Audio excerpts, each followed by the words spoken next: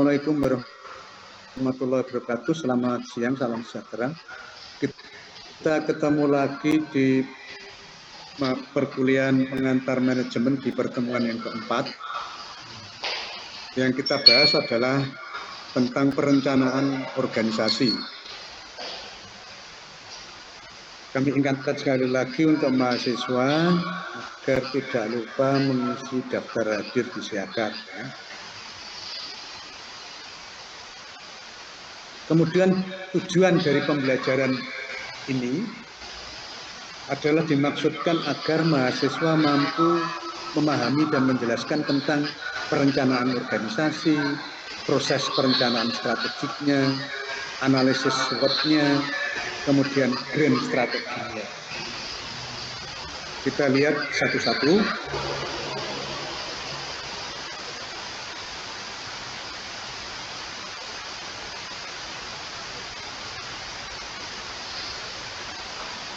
Kita lihat satu-satu tentang perencanaan organisasi. Jadi organisasi yang sukses itu harus memiliki rencana yang jelas. Memang beberapa waktu yang lalu ada yang disebut organisasi tanpa bentuk, OTB. Dia tidak punya bentuk, tapi dia punya jaringan. Beberapa waktu yang lalu itu OTB sukses ya, karena dia juga memiliki rencana yang jelas betul, tapi meskipun tanpa bentuk. Oke, kita kembali ke kuliah. Okay. Jadi organisasi yang sukses itu harus memiliki rencana yang jelas. Rencana harus diketahui baik oleh karyawan yang bekerja di organisasi dan oleh mereka yang berurusan dengan organisasi atau stakeholder-nya dari organisasi itu. Dan selanjutnya apa yang perusahaan sedang lakukan saat ini dan rencananya ke depan seperti apa. Sehingga organisasi itu akan menjadi sukses, berkembang dan sukses. Dia harus mempunyai rencana yang jelas.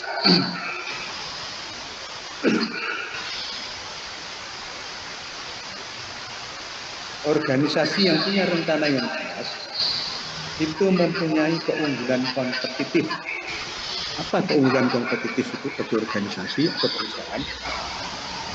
Dia lebih unggul, lebih cepat, lebih mewah, lebih murah, teknologi paling terbaru dan lebih kuat. Itu adalah keunggulan kompetitif. Ya.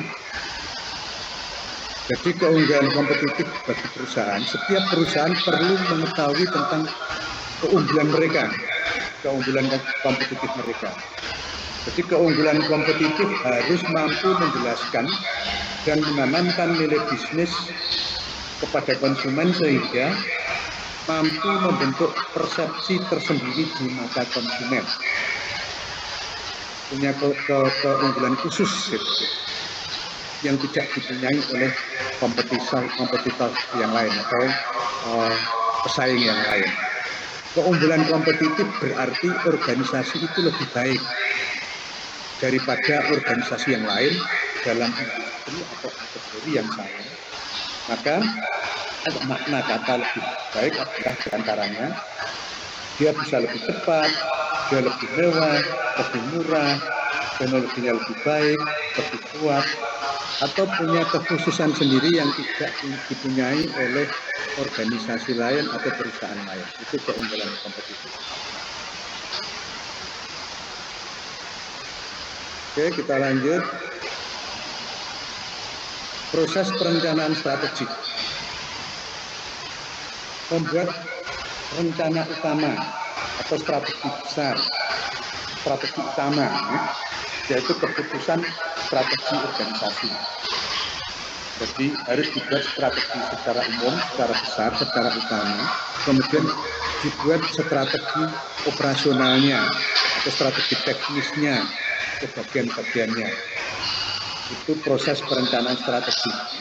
Dari membuat strategi utama, kemudian dibagi-bagi menjadi strategi teknis, strategi operasional. Apa strategi itu sendiri?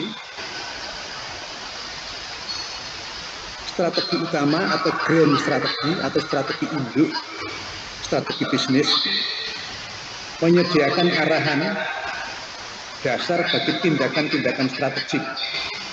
Strategi ini menjadi landasan untuk usaha yang terkoordinasi dan berkelanjutan yang diarahkan pada pencapaian tujuan jangka panjang perusahaan.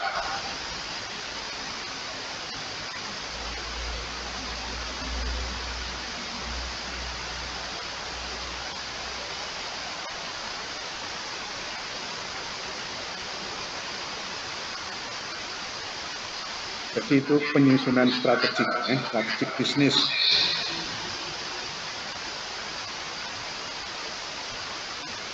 Kita lanjut.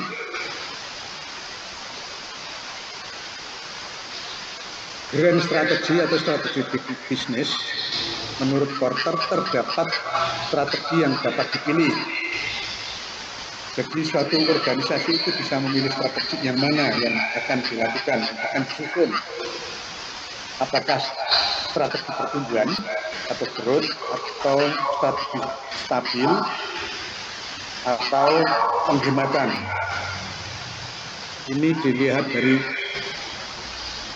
organisasi itu atau perusahaan itu, dia berada di posisi mana. Kalau dia berada di posisi pertumbuhan, dia harus membuat rencana strategik.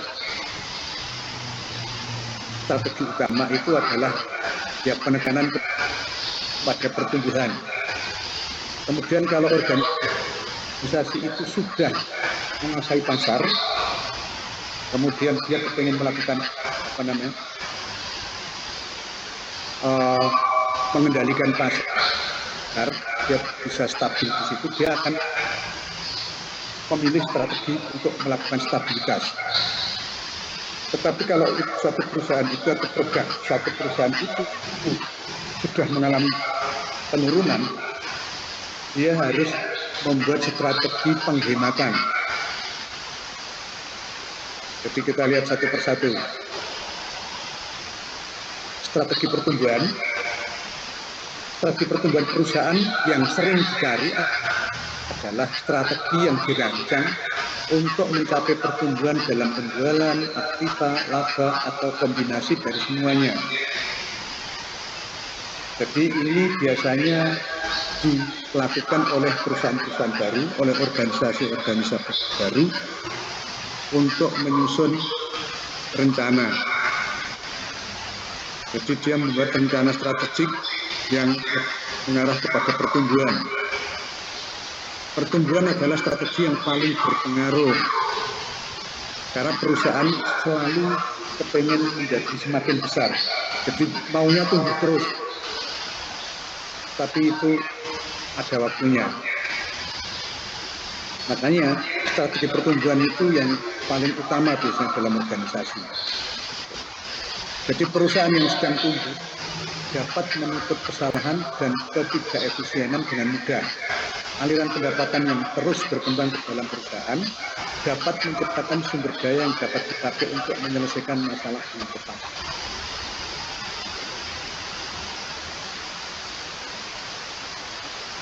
Perusahaan yang sedang berkembang menawarkan banyak peluang bagi kemajuan dan kreasi. Jadi strategi pertumbuhan ini yang paling berpengaruh, karena dia akan berkembang, kemudian juga menawarkan peluang dan kemajuan serta kreasi.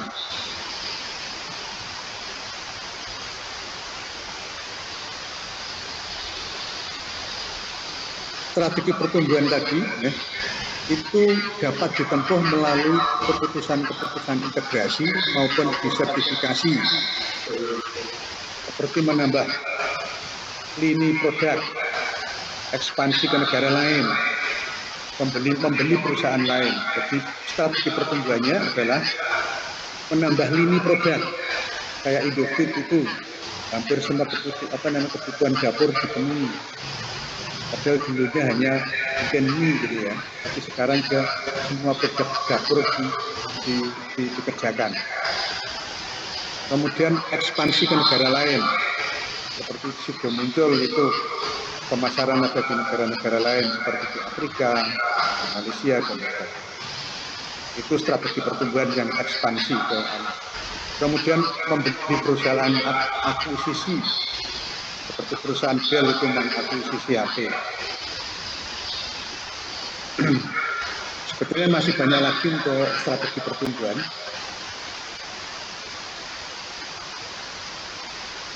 Kita lanjut ke strategi stabilitas. Perusahaan akan mempertahankan status quo karena dia sudah berada di atas, dia akan bertahan di status quo. Mereka akan melanjutkan apa yang telah mereka lakukan sampai saat ini. Tidak ada yang akan berubah. Tidak ada peningkatan produksi. Tidak ada pangsa pasar baru. Tidak ada penambahan jumlah karyawan. Ini strategi stabilitas oleh perusahaan yang sudah matang, menguasai pasar, dan mempertahankan status quo. Kemudian perusahaan dengan posisi kompetitif yang kuat dalam industri yang memiliki daya tarik cukup tinggi, mungkin tidak akan mengejar perusahaan yang signifikan dalam strategi perusahaan. Ini biasanya ditunjukkan dengan pendapatan semakin banyak, produk semakin meningkat, pendapatan semakin banyak, tapi margin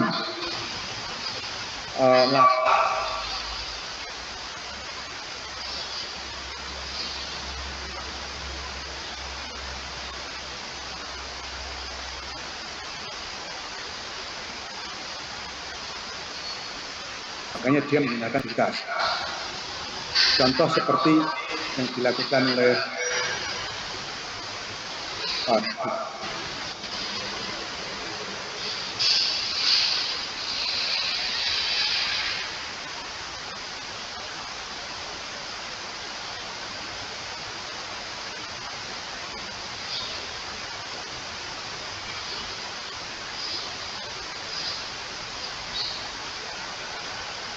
diatasi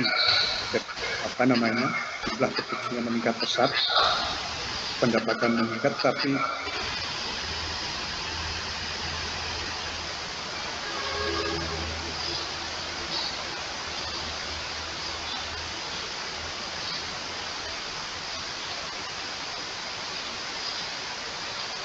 semakin besar karena si Dell ini tidak mampu mempertahankan kebutuhan sejumlah 2 miliar.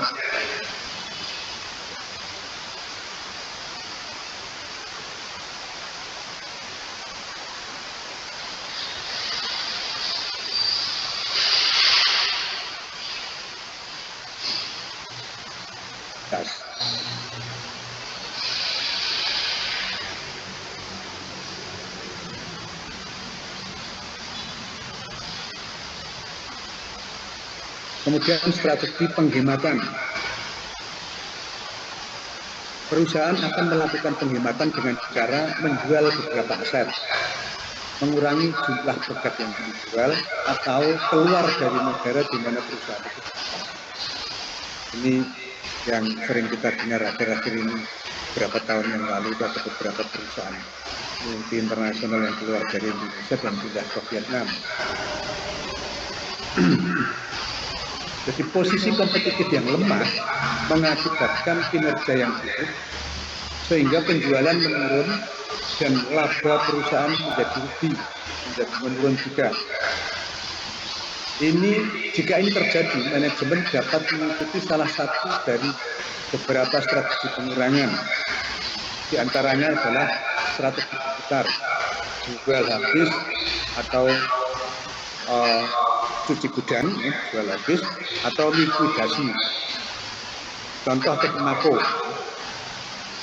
menghadapi kesulitan serius, sehingga CEO-nya berinisiatif melakukan strategi berputar dengan menjual mini produk marginalnya, itu produk yang tidak utama, produk marginalnya, mengurangi biaya dan memotong penggajian hampir sepertiganya. Kemudian si CO ini, James Jenner ini memperluas eksplorasi minyak dan memperbaiki fasilitasnya untuk menghasilkan bahan bakar yang banyak, sehingga menunjukkan hasil yang meningkat. Jadi ini strategi yang berputar, istilahnya, menjual beberapa produk marginalnya, kemudian mengembangkan produk yang yang berkembang.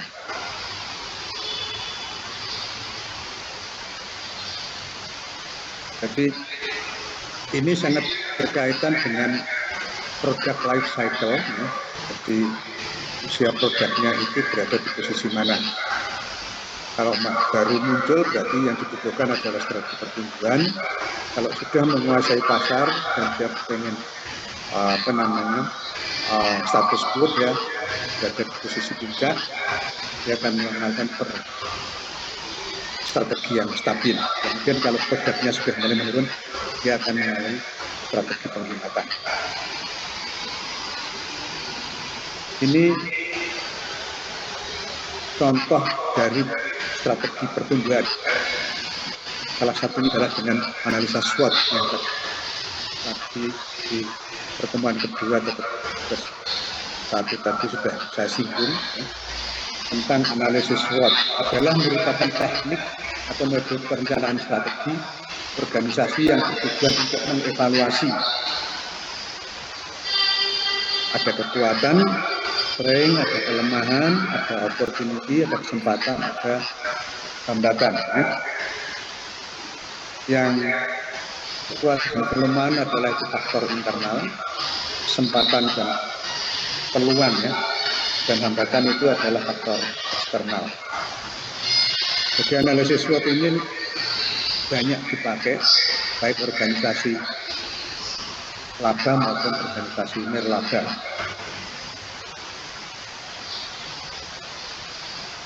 Kita lihat satu persatu kekuatan atau strength, ya, dari analisis SWOT itu.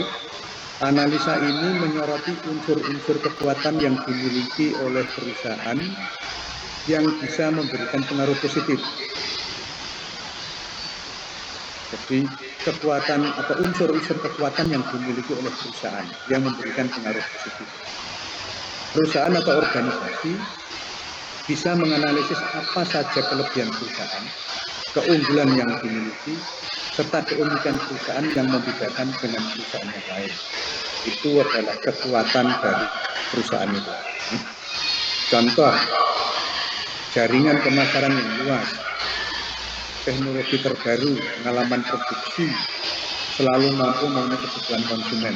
Ini adalah kelebihan-kelebihan yang dipunyai oleh perusahaan.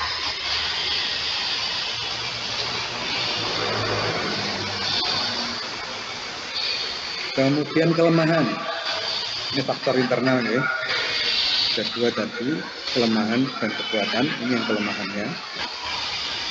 Kelemahan perusahaan dapat memberikan pengaruh negatif. Oleh sebab itu perlu mengetahui apa kelemahan yang dimiliki perusahaan agar bisa menjadi bahan perbaikan. Untuk mengetahui kelemahan perusahaan, memposisikan sebagai konsumen, menganalisis apa yang dimiliki perusahaan lain, menganalisis apa yang membuat perusahaan lain lebih baik. Kemudian seperti contoh mesin yang dimiliki sudah tua, karyawan yang berpengalaman banyak yang pindah ke perusahaan lain. Ini adalah kelemahan-kelemahan. Kemudian kita lihat yang eksternalnya.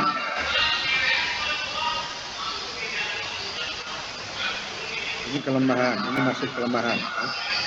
Opportunity, salah.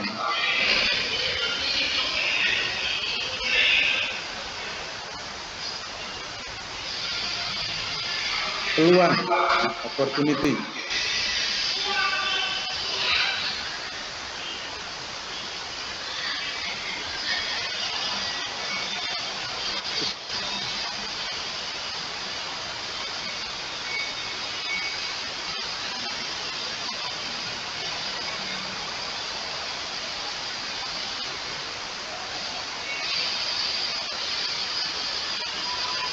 Analisis peluang akan menentukan perkembangan perusahaan di kemudian hari. Jadi peluang itu adalah kesempatan. Kalau orang-orang bilang kesempatan tidak datang 2 kali, itu salah besar, itu pesimis ya. Kesempatan itu datang berkali-kali. Peluang itu banyak sekali. Jadi peluang akan menentukan perkembangan perusahaan di kemudian hari.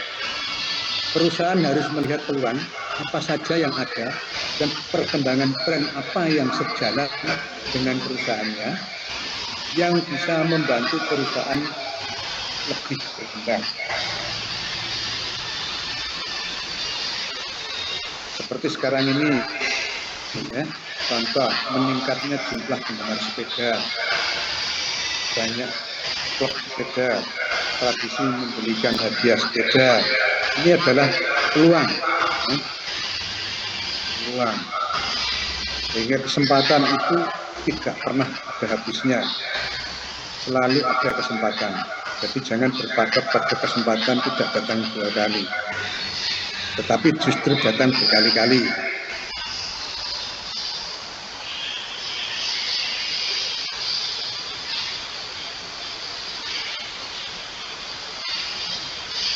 Kemudian ancaman. Ancaman itu dari eksternal.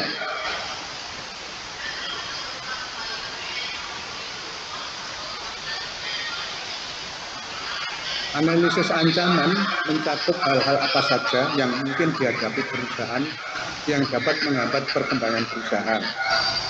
Perusahaan harus melihat apa saja ancaman yang ada agar dapat menentukan apakah bisnis dapat bertahan atau tidak.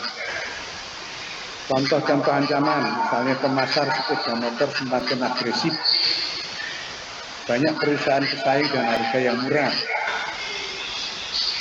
Jadi pemasaran sepeda motor sekarang semakin agresif, hanya dengan 500.000 dapat membawa pulang sepeda motor. Kalau kita masih bertahan di pola lama, kita akan kalah. Ini adalah ancaman. Pesaingnya bisa berbuat lebih baik, harganya bisa lebih murah.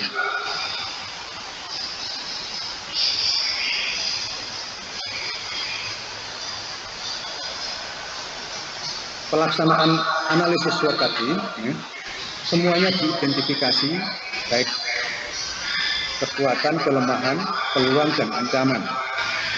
Itu diidentifikasi, kemudian diskor, dianalisis, mana-mana ancaman dan kekuatan dan kelemahan kekuatan yang bisa ditonjolkan dan kelemahan yang bisa dihilangkan, kesempatan yang bisa diambil dan hambatan yang bisa dihindari. Jadi pelaksanaan analisis SWOT pada perusahaan yang sangat besar perlu waktu lama untuk melaksanakan analisis SWOT. Ini perlu data tren. Terkadang perusahaan membutuhkan konsultan atau fasilitator dari luar dan dalam melakukan analisis SWOT agar analisis SWOT-nya itu objektif, ya. Jadi dia mengambil fasilitas dari luar perusahaan. Tujuannya agar analisis ini benar-benar dilaksanakan secara objektif untuk melengkapi faktor-faktor yang akan dimasukkan ke setiap kategori itu tadi, ke setiap kategori kekuatan, kelemahan, peluang, dan ancaman.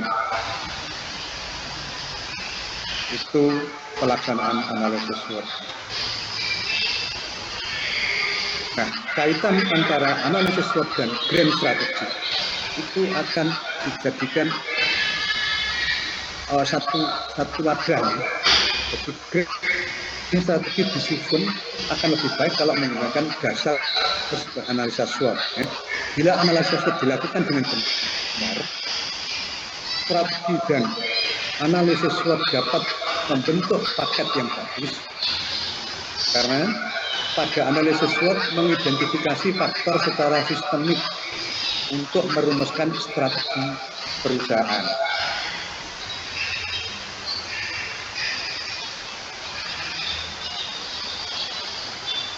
Kemudian tidak kalah pentingnya adalah peran stakeholder.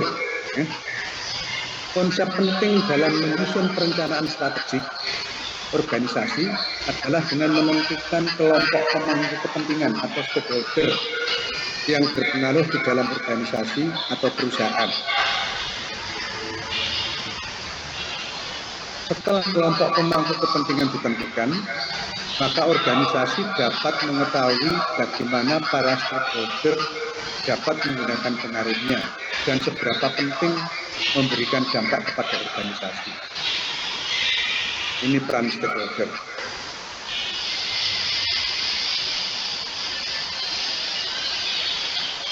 Stakeholder ini bersumber dari dua sumber, yaitu eksternal dan internal. Stakeholder atau pemangku kepentingan dari eksternal itu adalah konsumen, pesaing, lingkungan, kondisi ekonomi, pemerintah, ini aturan dan peraturan dan perundangan, asosiasi adalah kelompok-kelompok organisasi di luar perusahaan, dan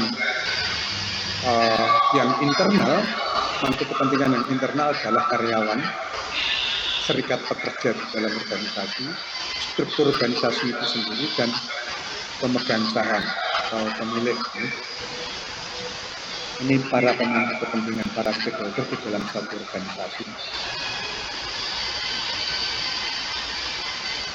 Kemudian implementasi perencanaan strategik organisasi. Pertanyaan yang sering muncul dalam perencanaan strategik adalah apa yang harus dilakukan untuk mencapai sasaran strategik? Siapa yang akan melakukannya? Bagaimana kita akan mencapai sasaran strategik tersebut? Ini pertanyaan-pertanyaan yang mendasar di dalam penyusunan perencanaan strategik.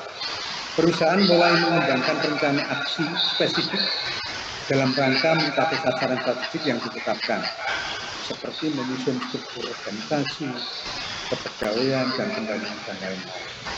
Ini untuk menjawab pertanyaan-pertanyaan.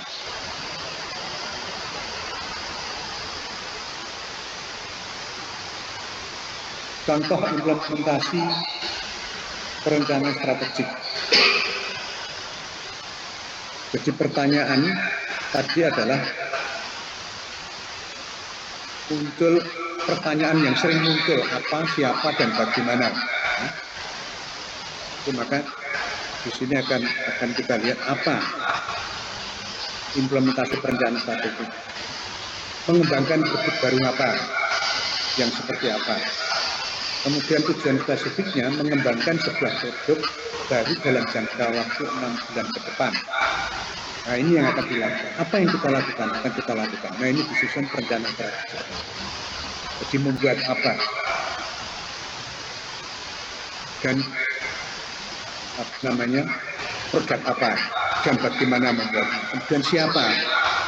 Perwakilan dari Departemen Desain, Produksi, dan Penjualan membentuk tim untuk menentukan kebutuhan pasar dan kemampuan manufakturnya. Siapa yang akan membuat? Yang akan membuat adalah ini, Departemen Desain, Produksi, dan Penjualan. Itu membentuk tim untuk membentuk produk apa yang dibutuhkan oleh pasar. Kemudian bagaimana itu dibuat, kapan itu dilakukan. Prototip disajikan kepada manajemen pada akhir bulan ke-4 untuk persetujuan. Produksi akhir di akhir bulan ke-6.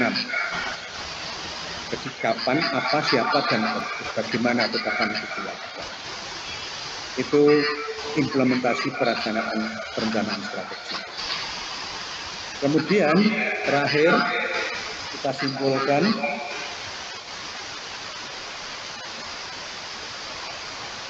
dari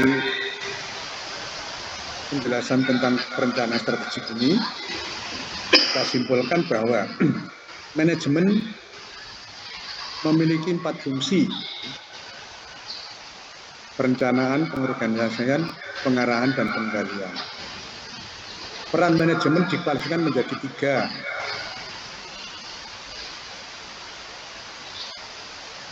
Dalam memimpin organisasi, manajer harus memiliki keterampilan manajemen. Oke, kita cukup sampai di sini untuk pertemuan yang keempat. Terima kasih. Assalamualaikum warahmatullahi wabarakatuh.